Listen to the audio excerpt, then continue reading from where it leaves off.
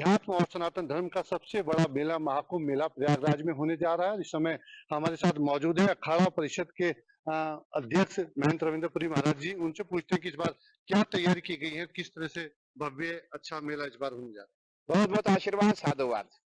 देखिए, मैं कहना चाहूंगा, हमारे जितने भी अखाड़े, जितने संत महात्मा है, सभी का प्रयास है, सरकार का प्रयास है कि हमारा 2025 का आने वाला महाकुंभ दिव्य हो, भव्य हो और स्वच्छ हो। मैं ये कहना चाहूंगा, आप जानते हैं हमारे माननीय मुख्यमंत्री जी स्वयं एक संत है, पीठाधीश्वर है, और उनका पूरा विजन बनाया हुआ है, पूरा प्रयास है कि जो हमारा आने वाला कुंभ हो इतना अच्छा हो कि पूरे देश विदेश में लोग याद करें, ना भूतो ना भविष्यति। और आपने देखा होगा इस समय प्रयागराज में लाखों की संख्या में संत महात्मा पहुंचे हैं, और आज आप देख रहे हैं हरिद्वार के जितने भी संत है प्रयागराज में जा रहे हैं। और जो मेला क्षेत्र है, मेरा क्षेत्र की समस्या हमारी प्रयागराज में क्या होती है कि वहाँ सबसे बड़ी जो समस्या है, हमें 2-2.5 महीने का समय मिलता है। जितनी हमारी मेला भूमि है, मेला भूमि जो है गंगा जी में आती है, और जब गंगा जी जगह छोड़ती है उसके बाद वहाँ का कार्य शुरू होता है। और ये आप मान के चलिए 2-2.5 महीने में हमें पूरा कार्य करना होता है। सरकार कितना भी प्रयास करे, हम कितना भी प्रयास करें, लेकिन कुछ कमियां रह जाती है। और तब भी हमारा पूरा प्रयास है कि आने वाला हमारा जो महाकुंभ हो दिव्य और भव्य। महाराज जी, कुछ दिन बचे हैं, मेला शुरू होने वाला कुंभ मेला। जो आने वाले श्रद्धालु हैं, देश के सनातन के मानने वाले, उन्हें क्या संदेश? हम यही कहना चाहेंगे, प्रयागराज में महाकुंभ होने जा रहा है, जहाँ गंगा यमुना सरस्वती का मिलन है, और साक्षात देवियां वहां है, और 33 करोड़ देवी देवताओं का वास प्रयागराज में है। जो ज्ञात अज्ञात हमसे पाप हुई है उसके प्रायश्चित के लिए आपको प्रयागराज में आना चाहिए और वहां पे स्नान करना चाहिए, और ताकि आपको पुण्य का लाभ हो, पुण्य की प्राप्ति हो। हम यही कहना चाहेंगे, पूरे देश विदेश से इस समय करोड़ों की संख्या में यात्री जो है प्रयागराज आने वाला है, और हमें आशा उम्मीद है कि बहुत ही अच्छा स्वच्छ भव्य और दिव्य कुंभ होगा। मुख्यमंत्री योगी आदित्यनाथ ने किस तरह की तैयारी की है अच्छे मेले को लेकर, एक भव्य मेले को लेकर? देखिए, जब भी महाकुंभ होता है, महाकुंभ में आपने देखा होगा, चाहे वो हरिद्वार का हो, यूपी का हो, नासिक का हो, उज्जैन का हो, कभी भी वहाँ खाने की दिक्कत नहीं आती है। जितने भी संत महात्मा, जितनी संस्थाएं वहाँ पे होती है, सभी लंगर चलाती है। मेरा क्षेत्र में सबसे बड़ी समस्या एक ही आती है, शौचालय की। और हमारे माननीय मुख्यमंत्री जी ने 2019 में हजारों की संख्या में शौचालय बनाए थे, जिससे जितने भी यात्री वहाँ पे आए उनको कोई दिक्कत नहीं आ पाई। और अभी भी हमारी माननीय मुख्यमंत्री जी साहब बैठक हुई थी, बैठक में उन्होंने कहा है कि हजारों की संख्या में शौचालय बनाए जाएंगे, ताकि हमारा जो आने वाला कुंभ जो हो वो स्वच्छ हो। इसीलिए दिव्य तो है ही, भव्य तो है ही, स्वच्छ इसीलिए जोड़ा गया है कि जितने भी हमारे शौचालय, जिसमें जल भी होगा, नल भी होगा, और बाकी जितनी भी सुविधाएं वहां है, पूरा उसके लिए प्रयास किया जा रहा है। महाराज जी, आज जो हमारा श्री पंचायती निरंजनी अखाड़ा है, उसके संत भी यहाँ से रवाना हो रहे हैं प्रयागराज के लिए। कब ये पहुंचेंगे, कब इनकी छावनी प्रवेश होगा, कब ध्वजा वहां पर फहराई जाएगी, क्या पूरा कार्यक्रम है? देखिए, आज हमारे जितने भी संत महात्मा, जितने श्री महंत है, वो सब यहाँ से रवाना हो रहे हैं। कल सुबह ये प्रयागराज में पहुंचेंगे, और हमारा 30 जनवरी को हमारा वहां पे धर्म ध्वजा लगेगी, और 4 जनवरी को हमारा छावनी प्रवेश है। और मैं समझता हूँ कि पूरे भारत में जितने संत महात्मा भी इस समय है, सभी प्रयागराज पहुंच रहे हैं, और सबकी एक ही कामना है कि हमारा कुंभ जो हो बहुत सुंदर हो, दिव्य हो, भव्य हो और डिजिटल हो। हाँ बिल्कुल, देखिए हमारे साथ मौजूद थे अखाड़ा परिषद के अध्यक्ष महंत रविंद्रपुरी महाराज जी। उन्होंने बताया कि किस तरह से इस बार अच्छी व्यवस्था योगी आदित्यनाथ उत्तर प्रदेश सरकार द्वारा की गई है, और आज हरिद्वार से ही प्रयागराज कुंभ मेले में शामिल होने के लिए निरंजनी पंचायती अखाड़े के जो संत हैं वो भी यहाँ से रवाना होने वाले। Dharmendra Chaudhary, India news, Haridwar.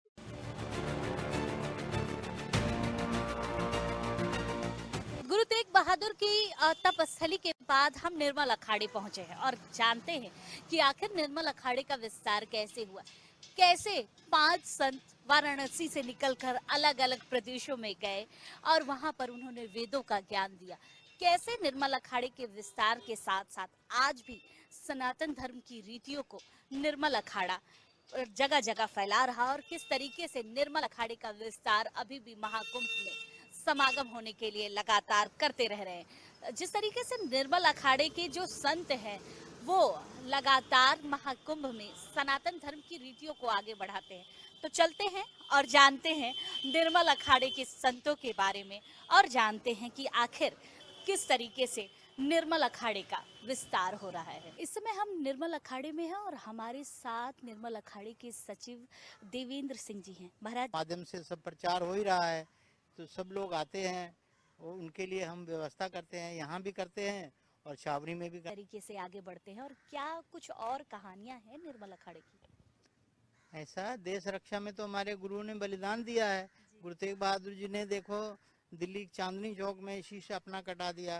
गुरु गोविंद सिंह महाराज ने चारों पुत्रों को वार दिया। गुरु तेग बहादुर ने तप किया था और तप करने के बाद ही माता के गर्भ में भगवान आए। उसके बाद धीरे धीरे जो परंपरा रही उसको आगे बढ़ाया गया और परंपरा आगे बढ़ाने के साथ साथ अखाड़ों की जो परंपरा रही उसको आगे बढ़ाया।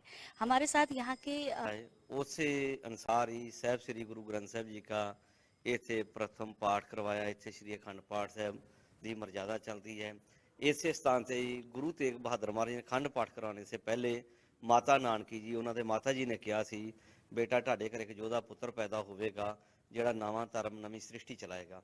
ਤੇ ਗੁਰੂ ਸਾਹਿਬ ਜੀ ਨੇ ਉਹਨਾਂ ਦੀ ਬੇਨਤੀ ਨੂੰ ਮੰਨਦੇ ਹੋਏ ਸਾਹਿਬ ਸ੍ਰੀ ਗੁਰੂ ਨਾਨਕ ਦੇਵ ਮਹਾਰਾਜ ਜੀ ਦੀ ਬਾਣੀ, ਗੁਰੂ ਅੰਗਦ ਦੇਵ ਮਹਾਰਾਜ ਦੀ ਬਾਣੀ, ਗੁਰੂ ਅਮਰਦਾਸ ਜੀ ਦੀ ਬਾਣੀ, ਗੁਰੂ ਰਾਮਦਾਸ ਮਹਾਰਾਜ ਦੀ ਬਾਣੀ, ਗੁਰੂ ਅਰਜਨ ਦੇਵ ਮਹਾਰਾਜ ਦੀ ਬਾਣੀ ਜਿਹੜੀ ਸੀ ਉਹ ਜੋ ਗੁਰੂ ਗ੍ਰੰਥ ਸਾਹਿਬ ਸੀ ਉਸ ਦਾ ਪ੍ਰਥਮ ਪਾਠ ਜਾਂ ਅਰਦਾਸ ਕਰਵਾਈ। तो गुरु गोविंद सिंह जी माता घर में तत्प्रसाद माता घर में यहाँ ही आए थे और यहाँ पर ही गंगा जी का प्रवेश गुरु साहब ने इस स्थान से करवाया था। महाराज जी, ये गुरुद्वारा काफी पुराना है और लगातार इसको संरक्षित कर रहे हैं आप अखाड़े के लोग।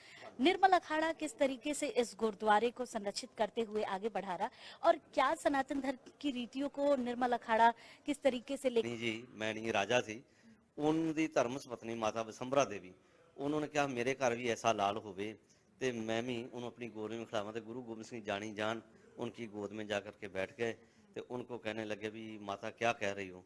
वो कहती मैं सोचती आप जैसा मेरे घर में पुत्र हो। तो गुरु गोविंद सिंह महाराज कहेंगे मेरे जैसा मैं ही हूँ और कोई नहीं हो सकता। तो मैं यहाँ जहाँ गुरबाणी का सिख धर्म का प्रचार भी नाल नाल करते हैं। ये हमारा इथों का विस्तार है, ये निर्मल महापुरुषों का। बहुत बहुत धन्यवाद आपका महाराज जी। देखिए किस तरीके से निर्मल संतों के द्वारा देश में विदेश में पूरे विश्व में किस तरीके से सनातन धर्म की रीतियों को आगे बढ़ाया जाता है, वेदों के ज्ञान को आगे बढ़ाया जाता और किस तरीके से आपको मैंने दिखाया कि ये पूरी तपस्थली कितनी पवित्र है। यहाँ पर किस तरीके से गुरु तेग बहादुर ने यहाँ पर तप किया और तप करने के साथ गुरु गोविंद साहब का आगमन हुआ और फिर उसके बाद सनातन धर्म की रीतियों को लगातार आगे बढ़ाया गया। कैमरामैन राजेंद्र के साथ मैं वर्षा शाही, इंडिया न्यूज प्रयागराज। महाकुंभ में त्रिवेणी संगम का विशेष महत्व है और इस समय हम त्रिवेणी संगम पर भी स्थित हैं। कहते हैं माँ गंगा, माँ यमुना, माँ सरस्वती की ये जो संगम है इसका विशेष महत्व माना जाता है। हम इसी की पूजा अर्चना करते हैं, इसी पे स्नान करते हैं और इसी में पूजा अर्चना के साथ साथ एक विशेष तरीके से इनकी आरती और सारी प्रक्रिया की जाती है। महाकुंभ अरे तो हमको जगह मिलना चाहिए, नहीं पब्लिक के नाम के जगह मिलना चाहिए। नहीं बिल्कुल जगह मिलनी चाहिए, ये परेशानी भी है और एक तरीके से महाकुंभ है तो ये नाविक ही हैं जो आने वाले श्रद्धालुओं को त्रिवेणी संगम के बारे में बताते हैं। भैया आप बताओ कितने साल से आप नाव चला? 22 साल हो गया। 22 साल हो गया। तो आप 22 साल में किस तरीके से लोग जो आते हैं उनको त्रिवेणी संगम के बारे में बताते हैं और आप इतने सालों से स्थापित है, कितना नुकसान होता होगा? हमारा 600-700 का हो जाता है। पूरे दिन का 6-7? हाँ हमारे निषाद राज से कि हमारा जो किला घाट है ये खुल जाए ना तो काफ़ी लोग की दिक्कत दूर हो जाएगी। नहीं ऐसे अगर डूबते रहेंगे तो ये बताइए उनका काम तो सिर्फ बैठना होता है, झेलना तो हमारा होता है। कर्मी यहाँ पर मौजूद हैं और लगभग 10 से 15 हजार नाव यहाँ पर आपको देखने को मिलेंगे और जिस तरीके से ये नाव चलाते हैं, लोगों को ले जाते हैं, संगम त्रिवेणी का महत्व बताते हैं, इनका विशेष महत्व होता है। बिना इनके आप त्रिवेणी संगम के दर्शन नहीं कर सकते और बिना इनके आप किसी भी तरीके से इस पूरे इलाके में नहीं जान पाएंगे कि आखिर कहाँ से सरस्वती आती है, कहाँ से गंगा यमुना का संगम मिलता है और कैसे त्रिवेणी संगम का विस्तार है। और मैं किले घाट से नाव चलाता हूँ और हम लोग संगम पे नहलाते हैं और अभी वो 200 एरिया मांग रहे हैं वहाँ पे अपना वीआईपी घाट लगाने के लिए और हम वहाँ पे जो है अच्छे से जो पकड़ने धरने वाले रहते हैं, यात्री कोई डूब बह जाता है तो उसको हम लोग पकड़ लेते हैं और घाट वाले भी मिलके पकड़ लेते हैं। और प्रशासन का क्या है कि प्रशासन का वीआईपी घाट लग जाएगा तो हम लोग जो है वहाँ पे उनको पकड़ने वाला कोई नहीं है। प्रशासन केवल सीटी बजाएगी और रिमोट कंट्रोल दौड़ाएगी और नहीं तो स्टीमर दौड़ाएगी। वो स्वयं नहीं कूदती, कूदता कौन? नाव वाला। और ये हम लोग हमारा घाट ही छीन लिया जा रहा है और हम लोग जाए गहरे जल में नहलाएं और ये लोग अच्छे से जमीन में नहलाएं। ठीक है, तो ये सब भी देखना पड़ेगा। और हमें किला घाट चाहिए। हम लोग साल के 12 महीने किले घाट पे चलाते हैं और ये लोग जो है हमें यहाँ वहाँ दौड़ा रहे हैं और कह रहे हैं किला घाट बंद करके आपको उस तरफ इस तरफ दौड़ा दिया। अब हम लोग जहाँ पे 12 महीने वहाँ पे हमको चलाने ही नहीं दिया जा रहा है और चलाने को दिया जा रहा है तो भी इधर उधर। ठीक है, ये भी है और हम लोग को असुविधा हो रही है यहाँ पे वहाँ से दुनियादारी। ठीक है, और एक मिनट देख हम नाविक रास्ते से पकड़ के यात्री को ले जाते हैं घाट तक। उनको जो है पुलिस वाले बड़ा परेशान करते हैं, पकड़ लेते हैं, कहते हैं तुम कौन हो, उनका परिचय पत्र बनवा दीजिए एक थे प्रशासन की तरफ से। नाविक नाम लेते ही पुलिस वाला बोले ना, उनको आने दे, परिचय पत्र दिखा के अपना उनको छोड़ दे, तब तो यात्री घाट तक आएगा। नहीं सब गंगा नदी पुलिस वाले भेज देते, उधर भेज देते हैं। जब घाट पे आएगा तब तो हम नाव से लेके जाएंगे। परिचय पत्र होना चाहिए कि नहीं होना चाहिए? 150 ले लीजिए, प्रशासन से करिए, परिचय पत्र दे देते। नाविक को रोके ना, रास्ते में यात्री से मिलने से रोके ना कि यात्री से बात करे, उसको पकड़ ले, चोर है चोर है। अरे परिचय पत्र देख लो तुम, नाविक का छोड़ दो उसको। बोट पे बैठाते समय थोड़ा जगह दे दीजिए, एक आधा किलोमीटर का जगह दीजिए, ताकि 20,000 नाव है, कैसे लगाएंगे? जब पेशी पे सवाल हो जाएगा तो डूबेगा नहीं। अब पूरा गवर्नमेंट जगह छेक लिया, वीआईपी घाट बना के कह रहा है, मंत्री आ रहे, डीएम आ रहे हैं, पूरा जगह यहाँ से लेके आधा किलोमीटर छेक लिए। अब बचा गया गंगा नदी, अब वहाँ नाव चलाएंगे, स्पीड धार है उसमें, गंगा नदी में कहाँ नाव चलेगी? जमुने में तो नाव चलेगी मैडम, ये बात है। रियलिटी यही परेशानी है, यात्री को लाने वाली परेशानी, यात्री को ले जाने वाली परेशानी। यात्री लाएंगे नहीं हम लोग यहाँ नाव तक तो जाएगा नहीं संगम, वो डायरेक्ट जब पैदल भाग जाएगा तो नाविक का काम ही यहाँ क्या है? अब बिना नाविक के बीच में संगम पे पहुँच नहीं पाएंगे आप लोग। यही सच्चाई है, जो आप समझना हो समझिए। ये प्रॉब्लम है कि सरकार तो हर चीज़ का पेमेंट बढ़ा रही है, सब्जी वगैरह हर चीज़ का। ये बताइए जो यहाँ पे नाविक जो नाव चला रही है, इस 60 रुपए सवारी जो कर रही है, इसमें ये कि आटा खरीदेगा कि आलू खरीदेगा? खुद पे कुछ क्या 10-20 रुपए बढ़ने से क्या हम बहुत बड़ा करोड़पति हो जाएंगे? हमें करोड़पति नहीं बनना, कम से कम हमारा पेट तो भरे। ये थोड़ी ना कि हम यहाँ दिन भर जाके मरे, उसके बाद पता लगा शाम को कुछ मिल ही ना रहा हो, बाजार जा रहे हो तो कुछ पैसा बची ना रहा, ना हमारे बच्चे कुछ सही खा पा रहे, ना हमारे बीवी खा पा रही है, हम भी कुछ इंसान नहीं बचा पा रहा है। तो हम सरकार से यही निवेदन करेंगे, कम से कम यहाँ 2 पैसा बढ़ाए ताकि इंसानों को जेब में जाए, थोड़ा अच्छा लगे, मेहनत करें।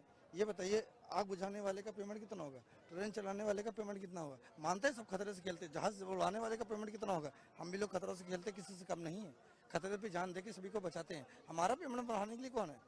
ये योगी जी मोदी जी, हम किसी की बुराई नहीं करना चाहते, या अगले कोई भी सरकार की हमें बुराई नहीं करनी है, क्योंकि हमारे तो बेस्ट ये योगी मोदी जी है जो राम और लक्ष्मण की जो अवतार लिए, हम तो ये मानते अच्छे हैं। तो बहुत सुविधा कर दिया, पहले तो कोई सुविधा नहीं थी, लेकिन अब तो बहुत सुविधा कर दिया है कि हाँ यहाँ रहने सुविधा। लेकिन मेन सुविधा यही है कि हमारे जो नाविक है, नाविक नाव लगाने की जगह है, जो इतनी चौड़ी जगह थी, सरकार ने अपनी जो त्रिवेणी संगम में पूरी जगह तो त्रिवेणी संगम पे ले लिया।